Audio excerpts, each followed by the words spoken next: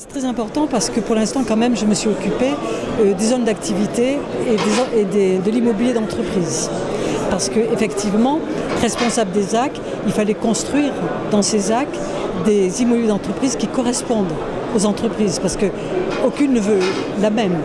Une, ça va être un espace coworking, un autre, ça sera des ateliers pour les artisans.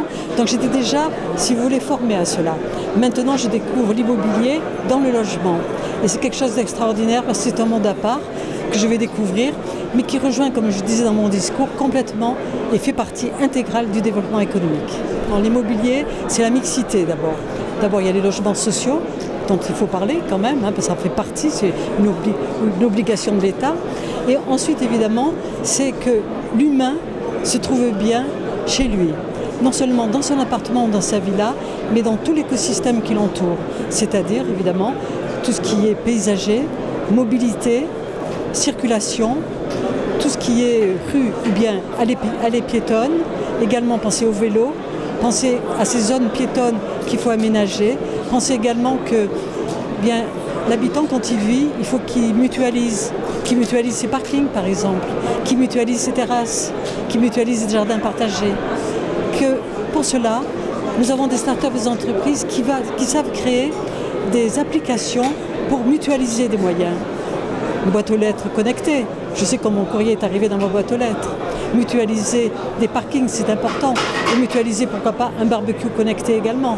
Tout cela existe dans nos startups et nos entreprises. Et elles vont le mettre à la disposition des promoteurs et des architectes. Dans cette Smart City, qui a débuté à Montpellier, voilà déjà 8 ans, pendant 4 ans, la métropole investit 4 millions d'euros uniquement pour la recherche et le développement.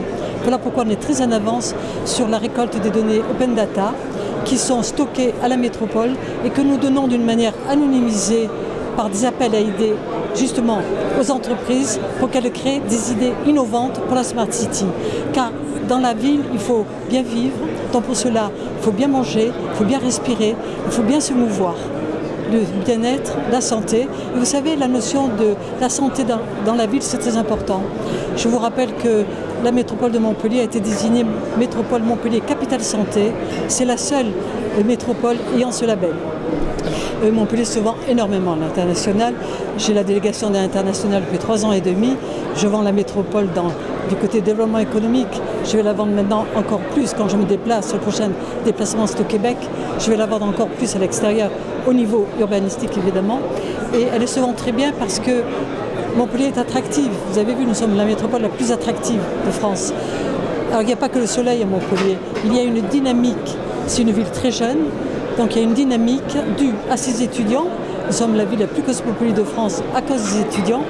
Et puis Montpellier a toujours été une terre d'accueil depuis la nuit des temps. On a accueilli les Phéniciens, les Arabes, les Juifs. C'est eux qui nous ont amené la médecine. C'est eux qui nous ont appris la médecine.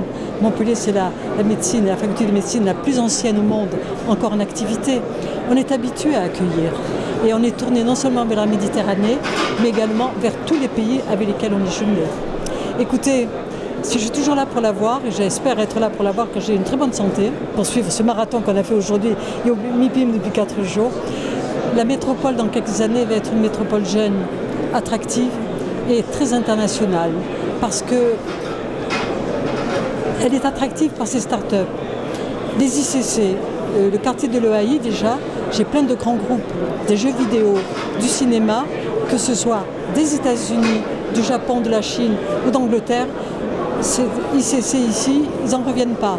La création des studios à Vendargue, 16 mm² qui ne sont pas comptabilisés dans les chiffres qu'on vous a donnés parce qu'ils considèrent ça comme des entrepôts.